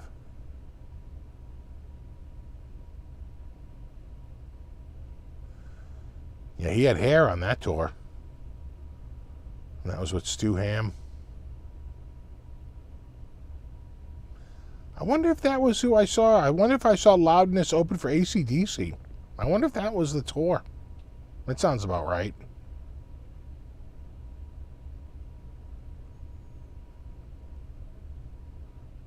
Monsters of Rock Cruise has some of these bands. Yeah, I saw the Monsters of Rock, like, original sort of stadium tour in '88. And that was, Van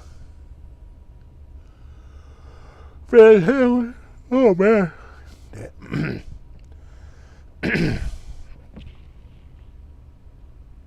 hearing something out there. That was Van Halen and Scorpions, Dokken, Kingdom Come, and the opening band, Metallica.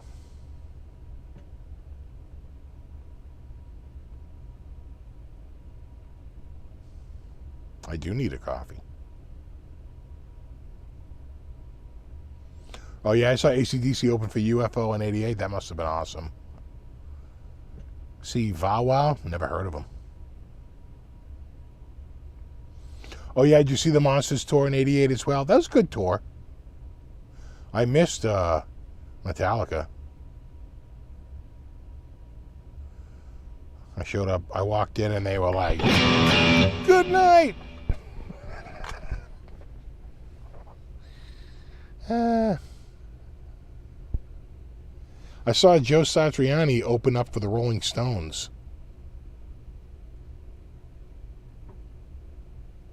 No. Joe Satriani opened up for David Bowie. I saw, it was Lenny Kravitz that opened up for the Stones. And Living Colour opened up for the Stones.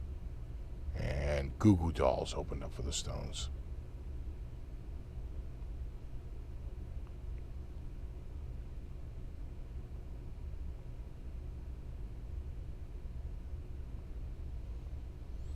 Oh, yeah, I saw Yngwie open. I never saw Yngwie.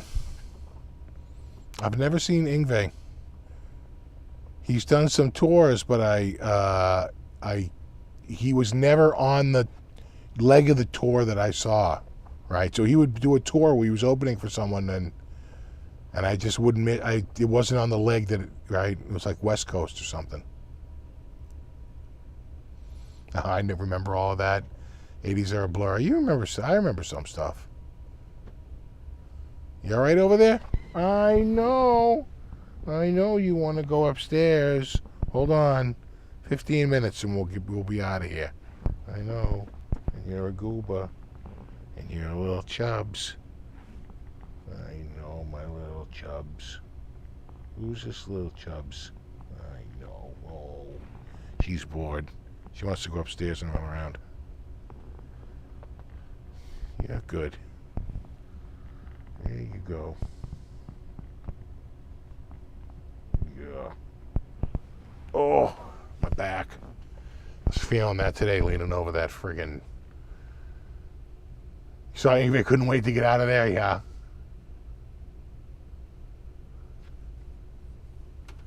So Malmsteen open for Dio, huh? I wonder if I was going to that tour and I missed Malmsteen.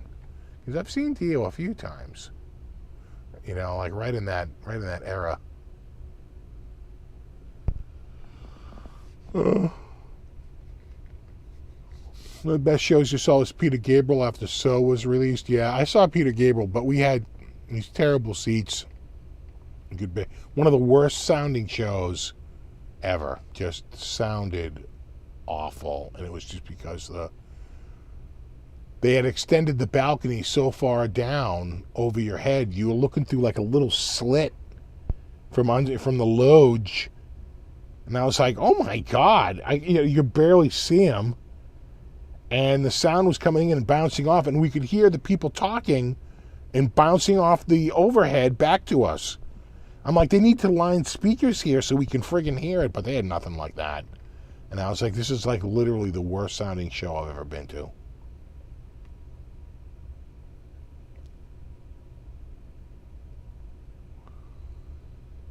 Boston was one of the best shows you saw. It was third stage tour. Still had Brad. Yeah. I wanted to see Brad when he was doing Beetlejuice.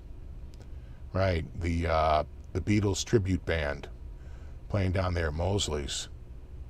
I really regret not going to one of those shows. I'm sure he sounded friggin' amazing. Did I see Floyd? I don't think so. I could have seen the 86 tour. Right? What was the first one? Momentary Lapse of Reason?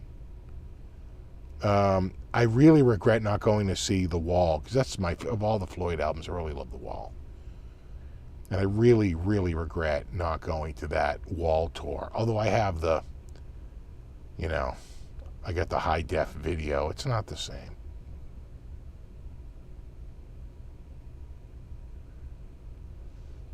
Exactly. Who, me? He's bad as can. But I know he's the best.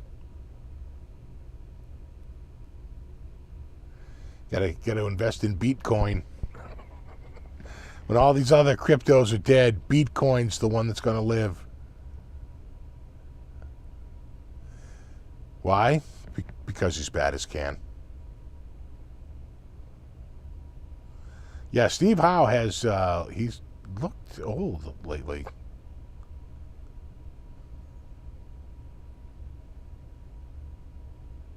All these guys are getting real old. Sometimes, you see him, I'm going to be talking with this guy, and the photo is you can tell the photo's from like 10 or 15 years ago. You actually see him in the interview, you're like, oh my God, wow. Boy, everybody's getting old, huh? Wow.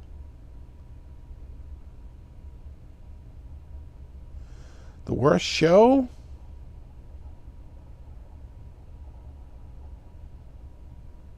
I don't think.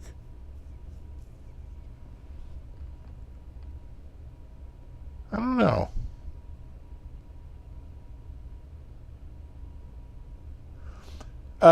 In terms of like just being a show, like the cars were very tame, right? It wasn't a lot of spectacle going on there.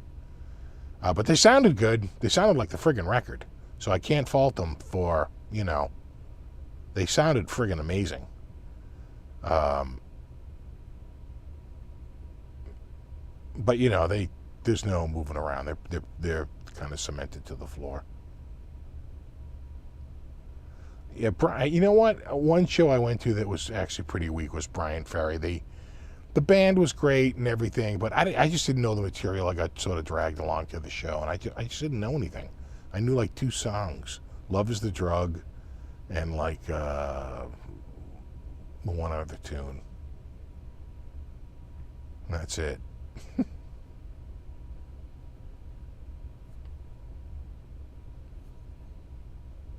When I saw Foreigner, they were really good. I saw Foreigner in '86, and again, I sort of went with a friend. Joe Walsh opened up, and he sounded friggin' awesome. And we had front row, like one of the only shows, that and the Dio show, the only 2 shows I've ever had, like front row, like literally, like right up against, like front row.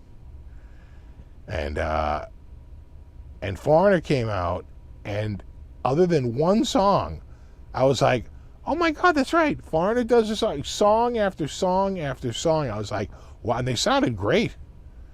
And I knew like every song except for one. I was like, wow, they really do have a lot of hits, don't they? Damn.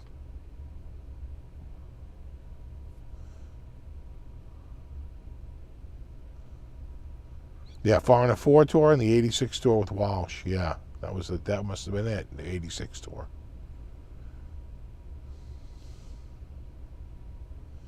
Worst show, Van Hagar, 2004 wasn't bad, but 80, yeah, 80 was really, he was really drinking hard, that 84, that 2004, yeah. I think it was '07 that he really cleaned himself up, right? And went back out with Dave.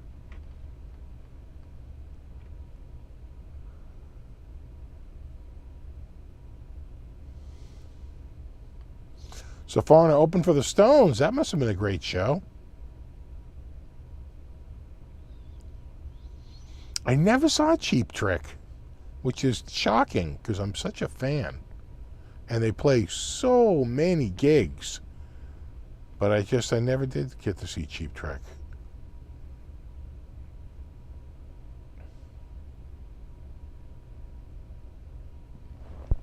Oh. I see any of those early Guns N' Roses show? No, I never saw Guns N' Roses. I had some friends go out. They actually got backstage passes. They were like hanging out with. They were playing.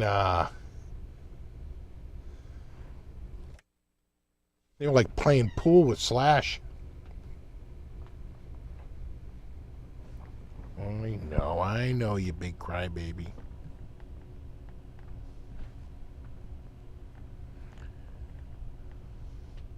She's ready to go. Cheap Trick was your first concert. Nice. I'm just keeping someone happy down here. Yeah, look at you. Look at you, you big fur ball.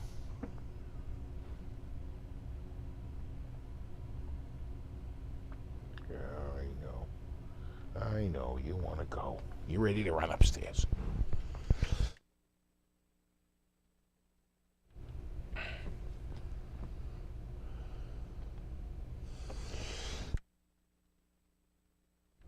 I tell you, one of the best shows I ever saw that we just went to for on a lark, and it turned out to be an amazing show, was the first time I saw Weird Al. I saw him up in the North Shore Music Center, the theater in the Round. And what you don't realize is that it is a true show, right? It starts out with all this video work, and that turns into the opening song. Then the lights go out, and there's more video work as they set up the next song, and the band goes to a big costume change. The lights come back up again. It's like almost like a whole new set. It's like unbelievable how he changes the band's look. There's got to be a dozen costume changes in the night. He's just so funny. And like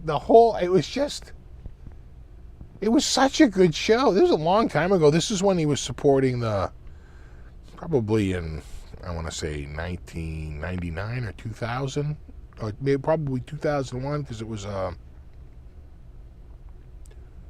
No. I guess it had to be early. It was probably 1999 because it was the new Star Wars. When did that new Star Wars movie come out? Was it 97? I thought it was 99.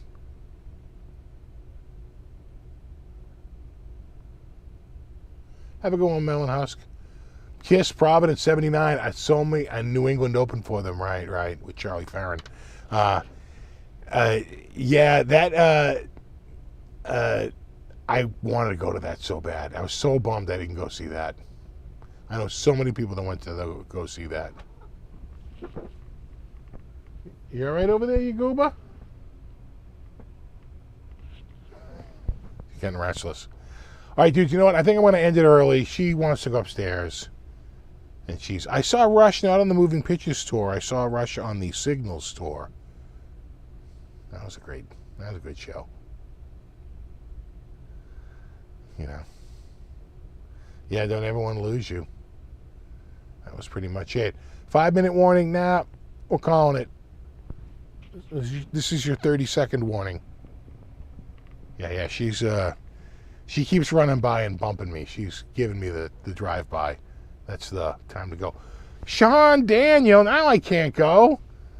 Ha! I'm also at NAMM.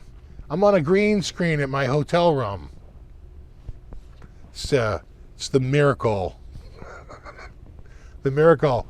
I'll meet you down front.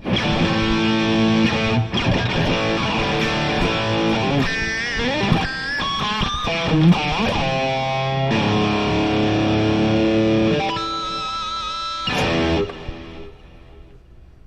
right, dudes. But hold it down. Okay, good. I I can't do it this year. Next year. Maybe the year after. We'll see. I'm going to give you a big bro hug. Massive, massive bro hug. And there you go. All right, dudes. I got to go.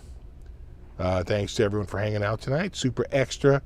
Special thanks to anyone who contributed. Very, very much appreciated. And, of course, a massive shout out to my mod squad. Hashtag mod squad. All right, dudes. And any of my members, I'm sorry I haven't been doing the live shows. I've been so busy. But that is going to change. So be ready. The thing is, I just can't overthink when to do it. I just have to do it when I have the time. And not say, is it a good time right now to do it? No, just do it. And, you know, you guys can watch them whenever you have time. If you can't watch them live, but we'll do them. In fact, the next one I'm going to do is I'm going to do a lot of the guitars that you never see on the regular live shows will be in the member show. So just we'll tease that out. Okay. I will see you dudes it definitely in a week. And there you have it. And Sean, I'll see you in a year. And there you go. All right. Let's set expectations. All right. Have a good one. See you in a week. Until then, rock on.